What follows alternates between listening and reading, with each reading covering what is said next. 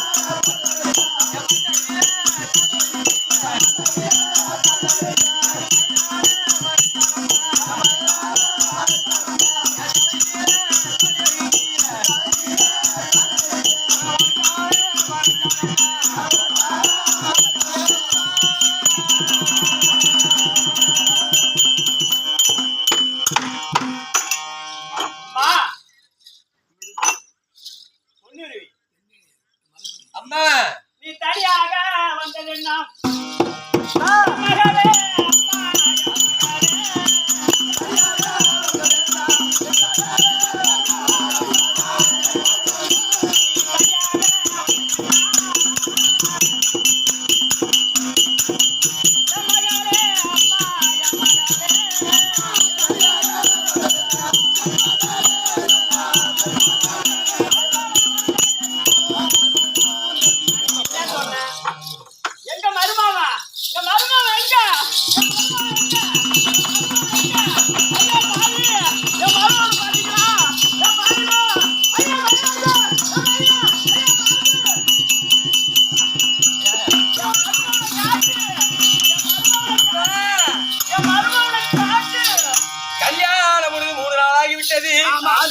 ரெண்டு பேர்த்தையும் சந்தோஷமா வீட்டை விட்டு அனுப்பி வைத்தனே கல்யாணம் முடிந்து சந்தோஷமா போன புள்ள நான் போகும்போது என்ன சொல்லி அனுப்பி வைத்தேன் எப்ப இப்படி 2 பேரும் கை கோர்த்துக்கிட்டு சந்தோஷமா போறீங்களோ அது மாதிரி மறுபடியும் என் வீட்டுக்கு வரும்போது கரங்களை பிடித்து சந்தோஷமா வந்து எனக்கு சந்தோஷமா இருக்கும் அப்படின்னு சொன்னீங்களா அல்லவா என் அம்மா எனக்கு சொல்ல மாறாவ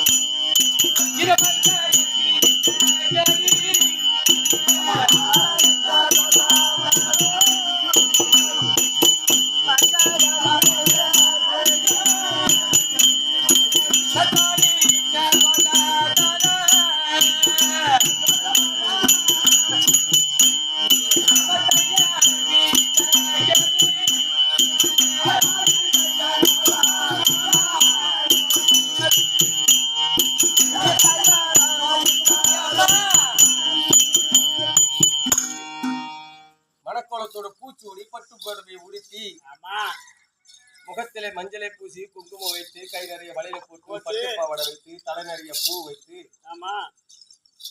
கழுத்திலே மாலை அணிவித்து மாங்கல்யத்தை சூடி கணவனும் மனைவியும் சதிமதிமாக சந்தோஷமா இந்த கலிங்க தேசத்திலிருந்து அஸ்திராபுரத்துக்கு அனுப்பி வைத்தேனே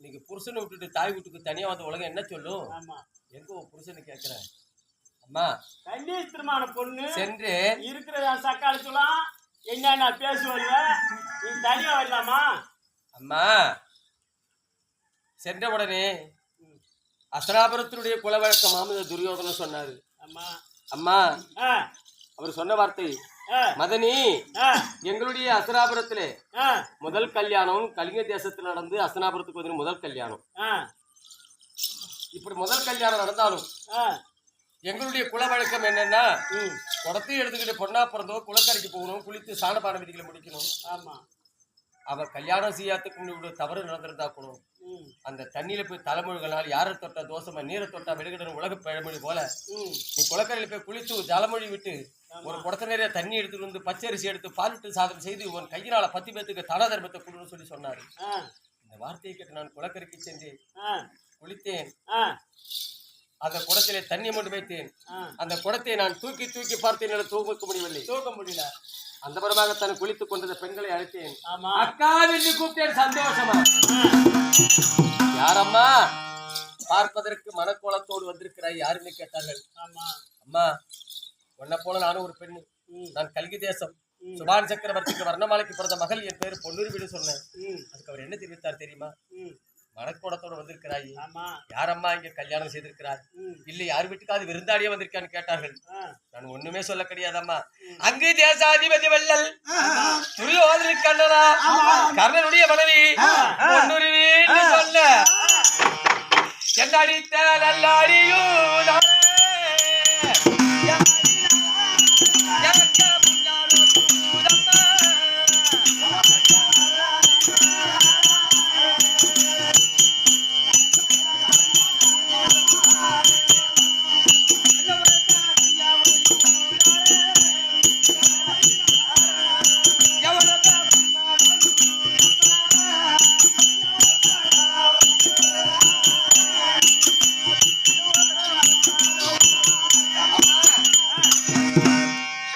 தூக்கி விடுறது ஒரு தவறா? யாருன்னு கேட்டதுக்கு கர்ணனுடைய மனைவின்னு ஒரே ஒரு வார்த்தை சொன்னதுக்காக குடத்தை காலால் எட்டி உதைத்து தள்ளிவிட்டு, அடிய படுவாபி சண்டாளி, ஆ, கர்ணன் யார் தெரியுமா? ஆ, அவன் தேர்வாகனுடைய பிள்ளை.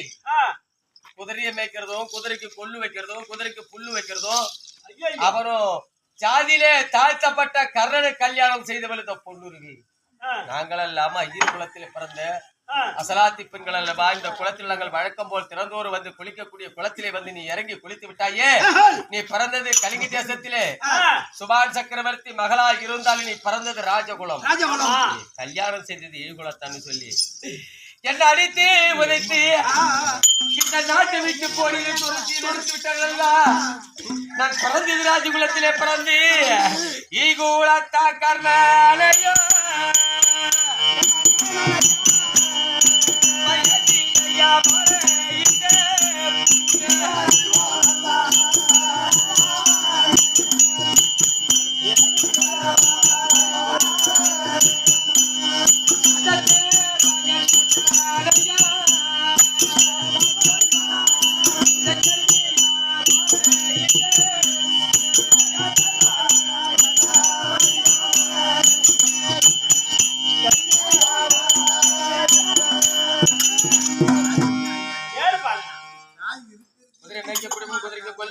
தேர்பாகனுடைய பிள்ளை ரதபாகன் சொல்லி கர்ணனை ஜாதியில தாழ்த்தப்பட்டவருடைய கர்ணனுடைய மனைவி நீங்கள் பிடிக்கலாம்னு சொல்லி அடித்து உதைத்தார்கள்.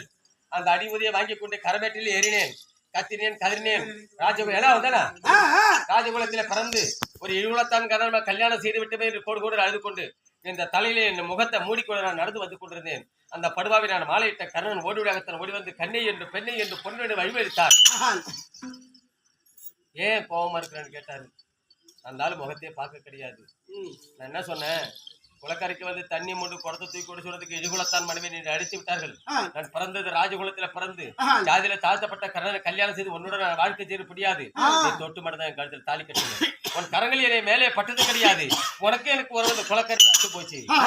நான் யாரோ என்று சொன்னேன். அந்த ஆள் ஒரு வார்த்தை சொன்னாரு. இப்பேற்பட்ட சபையிலே எத்தனை ராஜாக்கள் அமர்ந்திருந்தார்கள் சிமாதானத்திலே. நான் ரதத்தை நிறுத்தி ரதத்துக்கு பக்கத்தில் அந்த ரசக்கரத்திலே சாய்ந்து நான் தூக்கி கொண்டிருந்தேன். இவ்வளவு ராஜாக்கள் இருக்கும் போது நான் வந்து எனக்கு மாலை போடுன்னு கேட்டனா? அப்பேற்பட்ட சபையில என் கழுத்திலே மாலை நீதானே போட்ட, இன்னைக்கு நீனே வேங்குறன்னு கேட்டாரு. அதுக்குத்தான் நான் சொன்னேன், அன்னைக்கு நான் மாலை இட்டு விட்டேன் தெரியாமல் பிடிக்கு, இன்னைக்கு எனக்கு வேணான்னு போறேன்.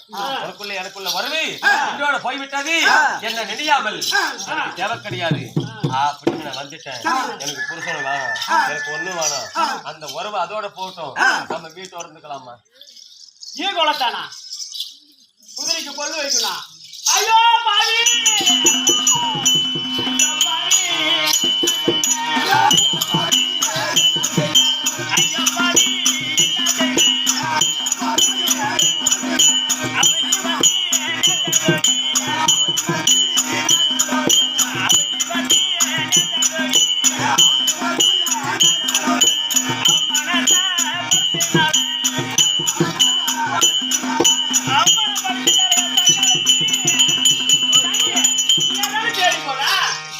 நீங்க சொல்லக்கூடிய வார்த்தையை கேளாமல் பிடிக்காம விருப்பத்துக்கு நானே தான் மாலையிட்டேன்.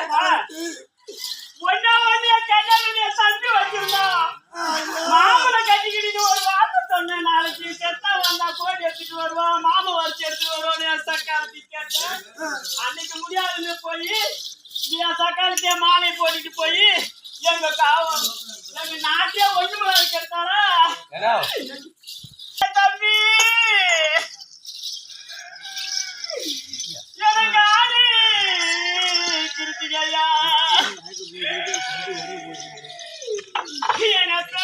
கூட பிறந்த தம்பி ஒரு அண்ணன் இல்ல பண்டிகையா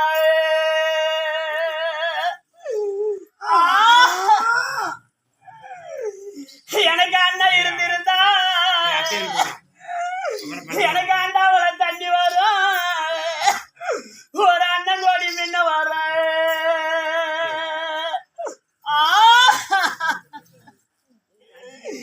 எனக்கு அண்ணன் இல்லையே என் கூட பிறந்த தம்பி எனக்கு அண்ணாவில தண்ணி வரல அண்ணன் கோடி முன்ன வரல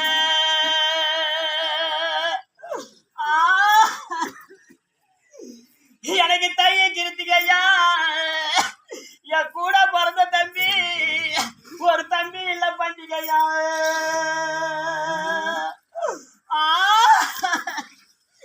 என் சக்காளி தலைய தம்பி ஒரே அத்து போச்சு எனக்கு தம்பி இல்லையே எனக்கு தவளையில தண்ணி வரல தம்பி கோடி மின்ன வரல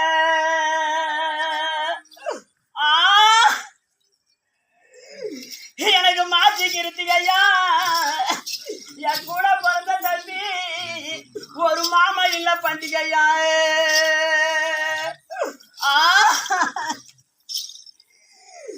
ஒரு மாமா இருந்திருந்தா குடத்துல தண்ணி வரும் மாமா கோடி மின்ன வரும் அது என் கெடுத்துட்டா என் சக்காலத்தி எனக்கு மாமா இல்லையே எனக்கு குடத்துல தண்ணி வரல மாமன் கோடி மின்னு வரல கடியா சக்காலத்தி ஒன்று நான் மாலை போட சொன்னா என் தம்பி தானே கட்டிக்க என் அண்ணன் மவனை தானே கட்டிக்கணும் தம்பி மவனை உன் இஷ்டத்துக்கு மாலை போட்டுட்டு போவேன் உன் இஷ்டத்துக்கு வருவேன் நாடா நகரமா எங்க நாட்டை அவமானம் படுத்தல அரிமான கட்டியா சக்காலத்தி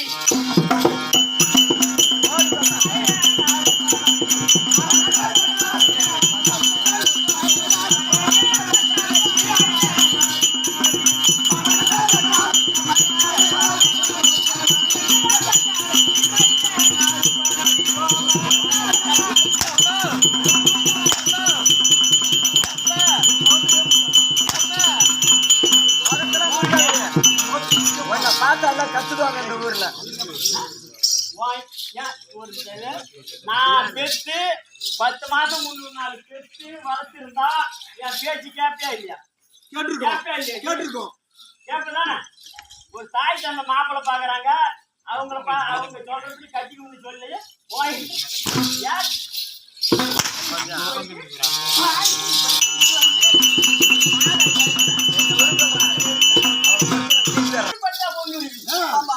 மாண்டா காரணம் வருஷப்பட்டால் பொண்ணு என்னைக்கு சாதரானா ஒரு கோடி ஒரு மாலை ஒரு சிப்ப அரிசி. எப்பொழுது தாய் தந்தை வார்த்தையை கேளாமல் பிடிக்கி கர்ணனை கல்யாணம் செய்து இழுகுலத்தான் என் வீட்டுக்கு வந்தாயோ, என் வீட்டுக்கு வந்தால் உனக்கு சேர்த்துக்க முடியாது. செத்தான் கர்ணன் சீர் பெற்றால் பொண்ணுருவி, மாண்டான் கர்ணன் வருஷ பெற்றால் பொண்ணுருவி. அந்த கர்ணன் சாகர அன்னைக்கு உனக்கு என்ன செய்ய வேண்டும் அந்த சடங்கை செய்து உனக்கு ஒரு வெள்ளை புடவை கொடுத்து அன்னைக்கு தான் அந்த வீட்டுல உனக்கு இடம் இருக்குது. அன்னைக்குதான் இடம் இருக்குது. அது வரைக்கும் இங்க திரும்பி பார்க்காத போ. வரல வரல வரல ஓடி கொலைக்கரை செய்வே தன் தாய் வீட்டுக்கு வந்து விட்ட வல்லவா ஆமா துரியோதனன் வந்து குடத்தை எடுத்து கொடுத்த குடத்துக்கு அடிச்சு விட்டாரு ஆமா எப்படித்தான் இருந்தாலும் அன்னி குளத்துக்கு போனாங்களே என்ன ஆச்சோ ஏதாச்சோ ஏன் சொல்லாத பேசாத போனாங்க அப்படின்னு கடைசி நேரத்துல தவறு நம்ம மேல வந்துடும் ஒரு வார்த்தை அந்த கர்ணன் முகத்துல வெடிக்காத போனோம் அந்த துரியோதன இடத்துல சென்று இதெல்லாம் நடந்தது ஒரு வார்த்தை எனக்கு வாழ்க்கையே வேண்டாம் செத்துருவோமே கிளம்பு கிளம்பு